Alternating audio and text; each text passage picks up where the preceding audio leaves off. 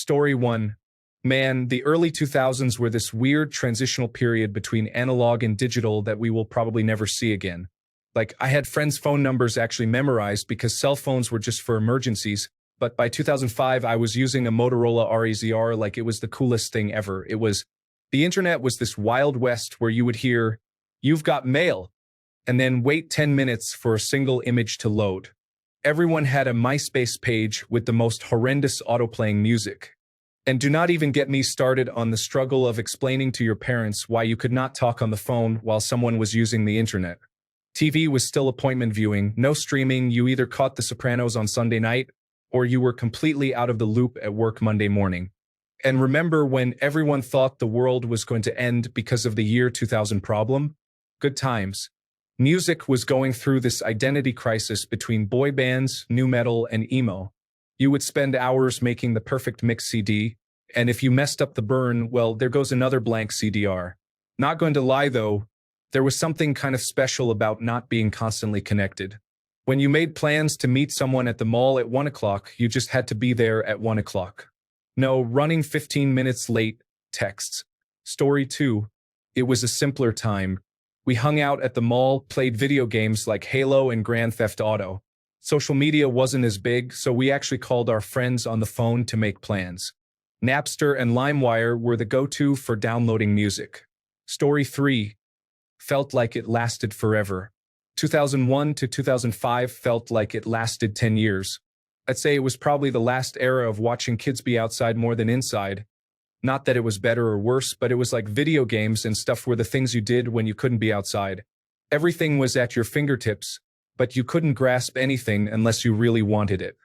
For example, if you wanted to learn how to code, you had to go find the books, and you were lucky if your high school taught a class in hypertext markup language. The information was there, but it's not like today where I could look up 100,000 YouTube videos on how to do something in Python. If you wanted to collect horror movies, it was a bit of effort. It was all there. You could just buy anything on eBay, but you couldn't just one-click download all of the best horror movies from the 1980s to today. Story 4. It was definitely one of the most dramatic transition periods in modern history, at least in industrialized nations. This was when cell phones, computers, and the internet became commonplace things for regular people instead of just being the domain of wealthy businessmen and nerds. The changes this made to everyday life for many people are difficult to overstate. Story 5. I was in high school from 1999 to 2003. Those early years. Asterisk, we had a family cell phone given to whoever went out. You kept it turned off and powered it up to make emergency calls. Asterisk, people gave phone numbers by writing them on your hand or arm. Asterisk, everyone got their license at 16 and drove themselves to school. Asterisk, messing with each other's cars was huge, like wrapping the whole thing in plastic wrap or smearing sauces on windows.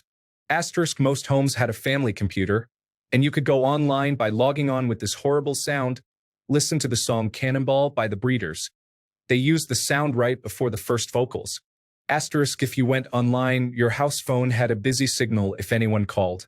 Picking up the family phone ended the internet connection on the family computer. Asterisk, teens chatted with each other on America Online Instant Messenger at night. I can hear the sounds now. A creaky door meant a friend came online and a slam meant they left. Asterisk, there were parties every weekend, usually at whoever's house had no parents for whatever reason. Asterisk, we smuggled drinks from our parents. Asterisk, we got risky and triple kissed. Asterisk, being openly gay was accepted but still brave. Asterisk, we worked often in food service jobs after school for about $6 an hour. Asterisk, we shopped at the mall and sported anything from Hot Topic, Contempo, Old Navy, and American Eagle. Asterisk, we had lowrider flare jeans, and sometimes our thumbs showed. Asterisk, we all attended or participated in every football game, basketball game, and school play. Asterisk, imitating the show Jackass was huge. Asterisk, we used pencil and paper in school unless you had a specific computer class. Honestly, some really great times with lots of personal connections. Story 6. As a kid living through it, my memories are mostly of cartoons, video games, and movies, but if I look back with the perspective of an adult considering the historical context of the period, it was pretty hectic. It started with September 11th and ended with the Great Recession.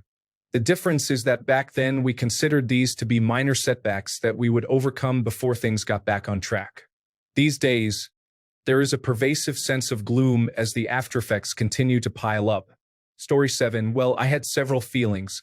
It felt like being on the cusp of something new, especially in the area of technology. Music felt like it was at its peak, especially in the areas of rhythm and blues and hip-hop. Things were far less politically correct than they are now.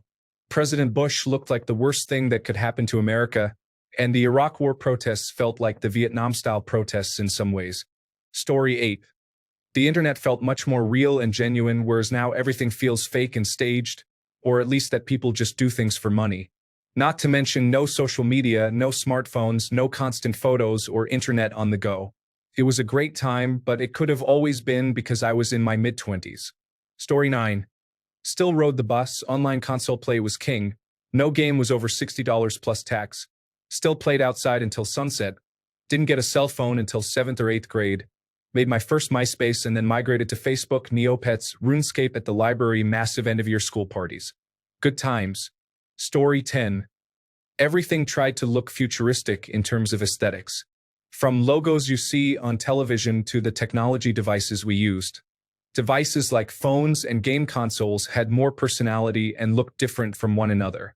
There was internet, but it was less centralized. Every website you visited had its own unique designs. In general, the aesthetics of everything were unique. Story 11. We were not inundated with too much information, and social media did not run people's lives. Connected, sure, but not forcibly intertwined. We had lives that were protected and our own without the near-constant surveillance and insistence from different entities warping perceptions of reality.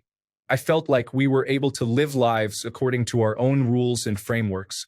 I never thought we would be in the situation that has become our daily lives. Story 12. You pretty much only went on the internet during computer class in school or played silly internet games after school. But the early 2000s involved playing Game Boy or Nintendo 64. I was young, but you just knew a lot less if you didn't have the TV on. You spent time and summers outside exploring. I always loved a disposable camera moment. It was like you were young and intrigued by electronics, capturing moments and sharing them, but it didn't consume your life or feel as easily accessible as today. It's all a sliding scale, and I'm not going to act like I didn't watch a lot of TV, play computer games, or spend hours on a console or Game Boy, but it all felt new, authentic, and interesting. It felt like a small part of life we engaged with, whereas now it feels like a big part of everything. I'm grateful to have grown up during that time. That's all I'll say. Story 13. Flip phones. Also, games you would play on flip phones. Also, Harry Potter was everywhere. Also, video game consoles like the PlayStation 2 and Game Boy Advance SP. Also, Flash games. Story 14. The year 2000 was generally an optimistic time. New types of music relying on digital technology were emerging, and mobile phones were really taking off as a prelude to the smartphones that are prevalent today. Internet access was getting faster, and the content was becoming much more varied. Computer and console games were becoming slicker, faster, and cooler. Bill Clinton was on track for a budget surplus after years of overspending by the Republican Party. The 1990s had been a little rocky with events like Waco, the Oklahoma City bombing, the Heaven's Gate cult deaths, and the Aum Shinrikyo subway gas attacks, among others, but by 2000 there was a feeling that we were all headed in the right direction. The mood on and after September 11th was on the level of a global trauma. It was felt vividly by untold millions of people who had never even visited the United States, myself included. It became, and to a lesser extent remains, an event that shaped the public mind and the level of national discourse. The realization came that those isolated atrocities and outrages that had occurred throughout the 1990s were just the tip of the iceberg, and that a ghastly and unspeakably horrifying event of an unimaginable kind might be around the corner any day. Even for those of us who grew up aware that nuclear war could break out at any minute, September 11th was a horrifying sequence of events and left scars. With help from governments and media, it channeled a great mass of the international public's conduct, priorities, and thought processes into new channels where many of us remain stuck today. Story 15. People actually talked. Sometimes it's hard to tell the difference between a junkie walking around zoned out or a group of people together but all glued to their phones. The internet wasn't an overwhelming, all-encompassing marketing tool. Less stress. You weren't tethered to a device. If you missed a message, you could just see whatever someone left you on your away message on AOL Instant Messenger and chat with them later. Just much simpler times with enough technology to actually help, not hinder life. I miss calling someone's home, setting up a plan for everyone to meet, getting on my bike, and that was that. Call home sometime around lunch to let my parents know where we ended up. Be home as it gets dark. Story 16. Comparison is the thief of joy, and due to social media not being as big, you had fewer people to compare yourself to. You were less exposed to the news, so you weren't bombarded with negative headlines. There were no influencers. Games didn't use microtransactions. You could smoke in pubs.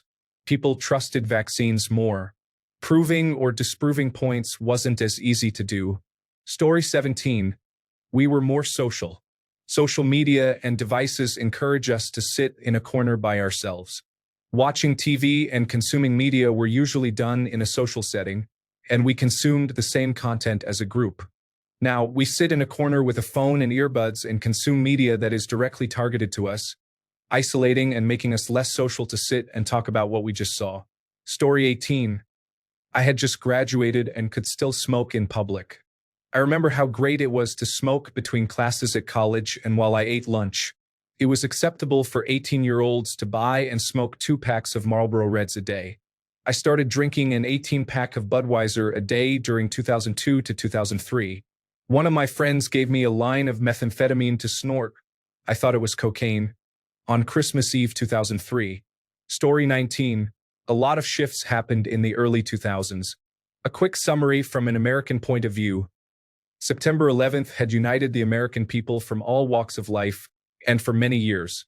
But it began the limitation of movement on travel and gave the Transportation Security Administration more power. Cell phone technology was changing quickly. The new generation of parents were more supportive and protective of their children. Story 20. You could actually swear on the internet and YouTube without the thought police coming down on you. It was a more Wild West internet. You were basically expected to find your way and be mature enough to navigate it. Forums were everywhere and anonymity was king. The internet was more unfiltered, but in a weird way, it was more sociable. Story 21. Google had a search tool that returned forum results. It was awesome. Then they killed it and a lot of forums lost their traffic. So began the monetization of the internet. Story 22. Time passed more slowly because we didn't have as much electronic media, entertainment, and information to consume. We lived more in the moment, communicated, and spent more time with others in our immediate environment. It was a simpler and more innocent time compared to the present day. The internet and social media unlocked Pandora's box, and there's no going back. Story 23. It was a simpler time. You had a mobile phone, but it wasn't your life because it was just a phone. MySpace ruled the internet, and music was limited to Limp Bizkit or Britney Spears. Story 24. The internet was called the web. It came on Netscape disks, and not everyone could afford or access it. Everything else was pretty much 1990s culture. September 11th opened a portal to hell, and nothing has been the same since. People were more connected in life without social media. The wars in the early 2000s gripped the world, and for the first time, there was media coverage on the battlefields. Story 25.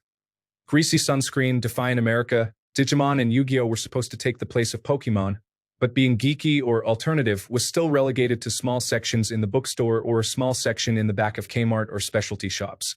Spencer's was the only place in the mall selling items you could only find there because Amazon was still unknown and only selling books. If you had a home phone line, a computer, an AOL disk, and a printer, then you could get poor directions from websites like Maps.com. Ask Jeeves was replaced by the new word Google. PC gaming was on the edge of going from niche to more mainstream. Console gaming was about to explode with the generation-defining Halo. Hot Topic fueled a resurgent goth fad, leading to alternative music becoming more mainstream and influencing more social trends. Social media was actually social media with significantly more user control of their pages. This also fueled the fads, scene kids, emo, and more. A lot of bands gained popularity through their own social media pages. The Matrix brought dark geekiness to a sharp peak, making computers sexy and cool. The iPod dropped and changed the game for a good decade before being overshadowed by its little brother and creator. Can't believe they transformed the iTunes Store into multiple apps. Anyway, we also knew extreme weather was going to increase if we didn't make more serious efforts to fight climate change. We knew cancer rates were going to increase. We knew forest fires were increasing in regularity. We knew a lot of things, but were more concerned with debating whether gay people should have equal rights or not. More concerned with keeping creepy birthday trackers of when some starlet would be turning 18. More concerned with canceling country stars that questioned a questionable war. More concerned with canceling France by calling French fries freedom fries because France wasn't fully supportive of a questionable war. We were repeating mistakes we should have learned from Vietnam, but were all too distracted by other things. Oh, and Harry Potter was still cool and was giving many kids a reason to read more than they otherwise would have.